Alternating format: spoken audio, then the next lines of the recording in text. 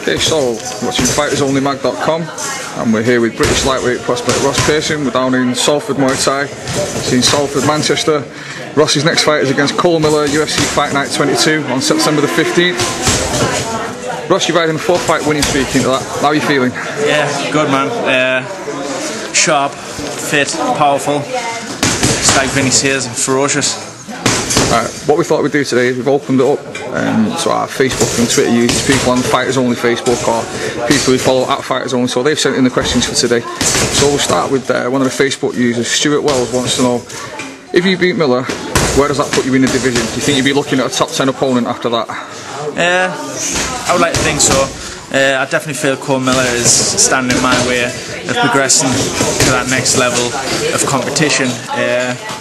Not taking anything away from Cole, and we're not underestimating by any means, but I want to be fighting the best guys in the world. I want to be testing myself against all the, like you say, the top 10 ranked opponents, and I feel Cole's standing in my way to getting there. Okay, over to our Twitter account, and Simon Platt wants to know, do you have any regrets that you aren't fighting at UFC 120? You know, it is a little bit, you know, I love fighting in England. But at the end of the day, I took the UFC where I fight and who I fight. I love going, travelling the world, getting to see Texas and fight there, you know. I mean, how many fighters get to do that? Not many, so I've got to enjoy that. But I'm going to ask Joe Silver if this fight finishes early and there's no injuries, that he can squeeze us on that card. Fingers crossed. Fingers crossed. He would also like to know, with Miller being a jiu-jitsu based fighter, how does that affect your training camp, if at all? Yeah, this is the first time that I've had to prepare for someone like Cole Miller and the things he does in fights, you know. For this fight I've done really limited jiu-jitsu skills to like finish up fighting in a jiu-jitsu sense. A lot of this fight's just been wrestling and stand-up, stop the guy taking us down, keeping the fight where I want to fight and punishing him where I need to punish him. So you're looking for the standing stoppage? Yeah, definitely, man. That's what I go out for most fights, to finish on the feet. And you know, I've got some skills up my sleeve, as you can see on the ground, and I'm looking to use them if I have to. Okay. The Octopus MMA would like to know how different your diet is when you're in camp and when you're out of camp. 24 hours after a fight, it's a lot different. I try to just keep it as clean as I can for as long as I can, you know. I don't try to put on too much weight. I really just, I train that much that I just constantly eat what I want to eat and train, and I don't seem to vary too much. I mean, I constantly take my supplements. I'm always on the proteins. I take my protein supplements, by the way. As you see by the t-shirt. Do they have a website? Yeah, it's www.myprotein.com. So check it out. Are you a fan of the odd sneaky bottle of beer after the fight? Yeah, after a fight is... What do you miss most in your training camp, food-wise? What can't you have that you really want? Crisps. Crisps. Which flavour? Salt and vinegar. Inside the world of Ross Pearson. Yeah. Salt and vinegar, world exclusive. Crisps is the word, is the killer. And fizzy pop. Fizzy pop's another one. Right. Gav the Resident wants to know how a British fighter is going to bridge the wrestling gap with the Americans in light of the recent fights we saw Andre Winner and Nicky Sitchak get out wrestled there. Basically, what I think every fighter in the UK has to do at some point is to go out there and train with them, to either get out there to train with them for an extended period of time or to bring them guys in over to the UK. You're not going to just learn it by watching tapes. You have to actually get out there and train with these guys and get on the mat with them. I just spent 10 days, I mean, 10 days isn't the longest time for a training camp, but it was 10 days of solid training, and it was just all wrestling with Frankie Edgar and the Rutgers, and man, in 10 days I learned a lot. I learned a hell of a lot. When was that, 10 days? Last month. Oh, so it was part of Frankie's training camp? Yeah. Right. It was great because we got to spar with Frankie. I was getting ready for fight, he was getting ready for fight, and just to get to see where I was in the sport and how far off I am and what I need to work on. That's very interesting, because the next question, which was sent in by Jack Boltridge, I wanted to ask you how long you think Edgar's going to hold on to the title and how you think you compare to Edgar.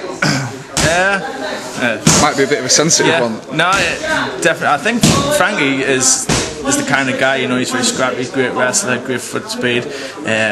You know, I think he could hold the title for a while. You know, I mean, he's got a great opponent coming up in Great Maynard, which is going to be a real tough test for him.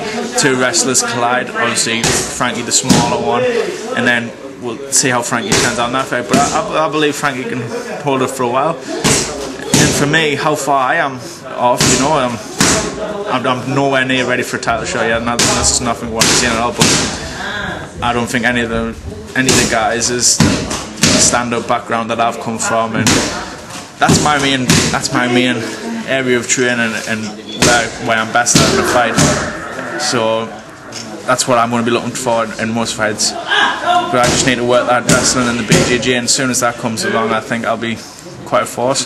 Were you sparring hard with Frankie? Yeah, it was a good 8 rounds. Yeah. We did a good 8 rounds, and I enjoyed it. You know. Was it revealing? Yeah, it was good, man. And like I said, everyone, you've got to pick their weaknesses and their strength. And it was hard to find a weakness in Frankie. He's had good stand-up, good footwork, and his takedowns was unbelievable. I mean, he did take us down several times, and it was hard work back to my feet with him having that wrestling base. But it just, like you said, it showed to me what I needed to work on and where I am in this sport right now. What do you think of Great Maynard? Yeah, he looked very good against Kenny. He's real strong, decent boxing, amazing wrestling. He has good control over his opponents. He's going to be a tricky opponent for Kenny to fight. I think it's going to be a long time before you see the strikers like in what the UK striker has defeating guys like Frankie and Great Maynard because of the background and wrestling what they have. But like you say, if you're going out there to train with these guys, you should be picking it up soon. Is wrestling making the fights boring at the moment? Do you go on the forums? Have you seen people saying? I try to stay off the forums. Frankie didn't make it boring against BJ. Nick Lentz made it boring against Andre. It depends what the wrestler wants to do with that. He has got that option to stall a fight, to control him and make it look a boring fight. But at the end of the day, you win in a fight by that means. I mean, I wouldn't like to win a fight. I wouldn't like to call it in a boring fight.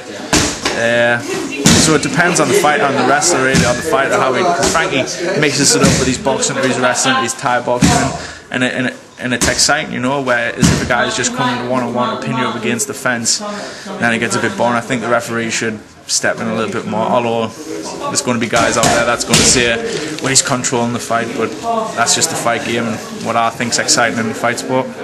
Cool. Alright Ross, thanks for setting up. Before we go, is there any sponsors and shout outs you'd like to give, message for the fans, etc.? Yeah, I want to thank My Protein for setting all this up, for you guys coming down here. The best nutrition I've ever had, hands down, top quality. Tokyo 5, Sprawl, Zebo, Sinister, everyone helping us out for this fight. It's been amazing. Fight Shop, sorry I nearly missed out. Salford Thai, the coaches, Vinny, Daz, everyone at the Rough House who's helped us prepare for this fight. It's going to be the best fight that I've had, and I'm bringing the W back home.